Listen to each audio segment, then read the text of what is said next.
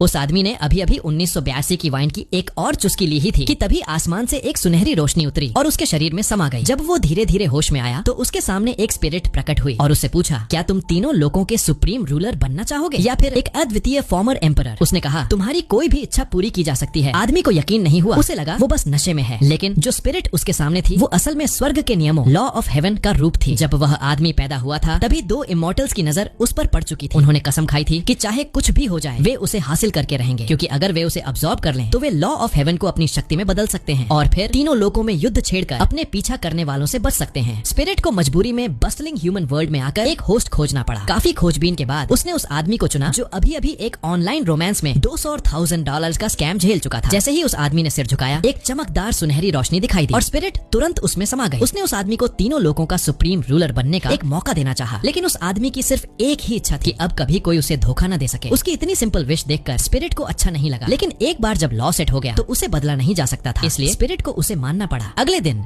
जब आदमी अपने काम पर था तो स्पिरिट ने अंदर से बार बार उसे याद दिलाना शुरू कर दिया, अब कोई तुम्हें धोखा नहीं दे पाएगा। आदमी हैरान होकर इधर उधर देखने लगा, लेकिन कोई बोल नहीं रहा। उसे लगा शायद वह भ्रम में है, लेकिन वह आवाज बार बार आती रही और तब उसे एहसास हुआ कि यह सब सच है। उसने सोचा कि शायद उसके कॉलीग्स उससे मजाक कर रहे हैं। उसने इधर उधर ढूंढना शुरू कर दिया। सहकर्मियों ने सोचा वह तो ऑनलाइन स्कैम के सदमे से पागल हो गया है। इसी बीच फीमेल सीईओ वहाँ से गुजरी। उसने यह सब देखा और तुरंत अपने स्टाफ को उसे फायर करने का आदेश दे दिया। आदमी अब रोड के किनारे बैठा था, उसके पास कोई रास्ता नहीं बचा था। स्पिरिट ने फिर से अंदर से उसे याद दिलाया, अब कोई तुम्हें धोखा नहीं देगा। अब वह इतनी बुरी तरह चिढ़ चुका था कि उसने जूता उतार लिया। किसी राहगीर को मारने ही वाला था। राहगीर डर के मारे पीछे हट गया। खुद को साबित करने के लिए कि वह अब धोखा नहीं खा सकता, आदमी ने पास से एक फ्लायर उठाया और उस पर दिए गए नंबर पर कॉल किया, जबकि सामने वाले ने शुरू में ही कह दिया कि $500 की डिपॉजिट देनी होगी। आदमी ने बिना झिझके पैसा ट्रांसफर कर दिया। वहीं खड़े एक शख्स ने उसे बताया कि उस फ्लायर पर जो महिला है वह वही फीमेल सीईओ है। आदमी को लगा कि उसे फिर से स्कैम कर दिया गया है, लेकिन अगले ही पल एक लग्जरी कार वहाँ आई जो उसे न सिर्फ लेने आई थी बल्कि उसे शहर से बाहर एक विला में ले गई, जहाँ वही फीमेल सीईओ उसका इंतजार कर रही थी। कुछ ही समय में दोनों एक इंटीमेट रिलेशनशिप में बंध गए। इसके बाद फीमेल सीईओ ने उसे $2 लाख